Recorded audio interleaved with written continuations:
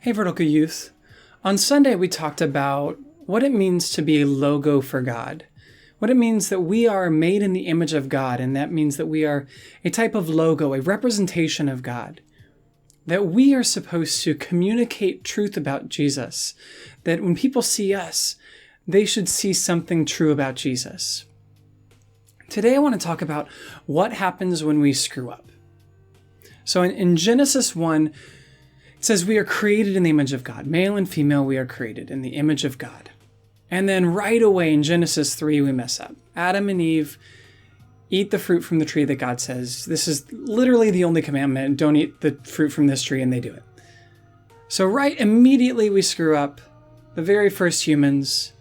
And then the second set of humans, Cain and Abel, take it a step further. Cain murders Abel. So we have not only disobedience, but then we have murder introduced. But what I want to discuss is, what does that mean for us? Did we lose the image of God? Because I hear a lot of people saying that we forfeit the image of God, or we forfeited the image of God, that we marred the image of God, or that means like we mangled it, we scarred it. But is that true? If you read on a little bit more in Genesis, it starts to go into the genealogies. And the genealogies, I admit, are not the most exciting to read. Even when you learn a little bit more about why the genealogies are important, they're still not super exciting. But they're in there, and there are some interesting things in there. For instance, it says in Genesis 5 that the image of God continues. So when it goes into the genealogy, it says that we're made in the image of God, and then it goes on and lists these other people who descended from this. And the implication there is that they also are made in the image of God, that we didn't lose that image of God. So what does that mean for us? What does it mean when we screw up? And I want to say this. When we screw up, sure, it's not great, but at the same time, the Bible makes it clear that we are still made in the image of God, and we can't forget that. We don't forfeit that. We don't forfeit that we are representatives of God. And in fact, we still represent God, just sometimes we don't represent Him well.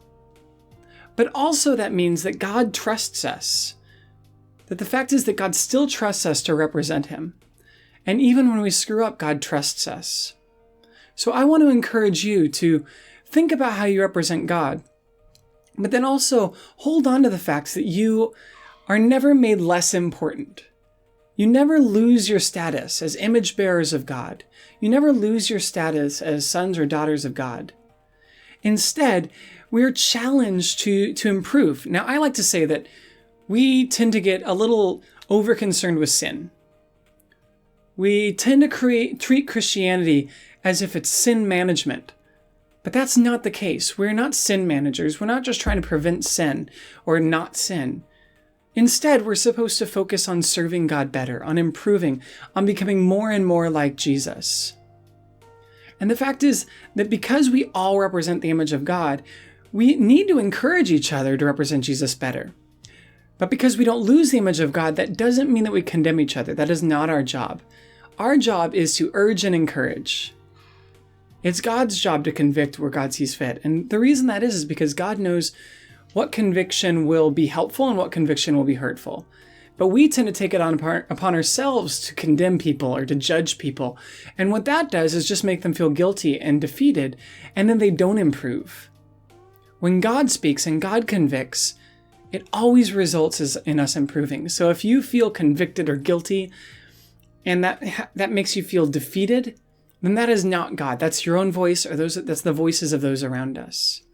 So please remember that you are image bearers of God, that God trusts you, that you still have value no matter what you do. And I want to encourage you. So here's a little bit of advice. Here's a suggestion, a recommendation. I want to recommend that you listen to a song called Signature of Divine. It's by Need to Breathe, which you may be getting the feeling that they're one of my favorite bands. But they wrote the song called Signature of Divine. And that first verse especially is super, super important for us to understand. It talks about how cathedrals were meant to reflect the face of God. But that wasn't the way that it was intended. And in fact, in the Old Testament, we see that the temple was not what God intended. That David wanted to build the temple for God, but God never intended for there to be a fixed location. But David wanted to build this temple to reflect God's glory, to be a physical representation of how beautiful God is. But God never wanted a building to reflect his glory. He wanted us to reflect his glory. And this song talks about that. That cathedrals tried in vain to reflect the image of God, but instead it's us that were made by God's design in the image of God to reflect God. So I want to encourage you this week to be beautiful, to be a good logo, to be a good representation of God, to be what a cathedral never could be and reflect the face of God in a way that it never could.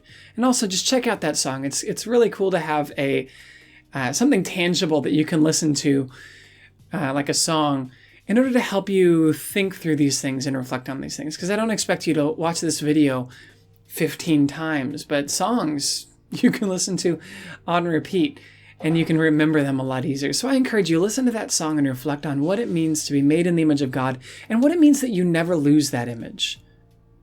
All right, I'll see you all on Sunday.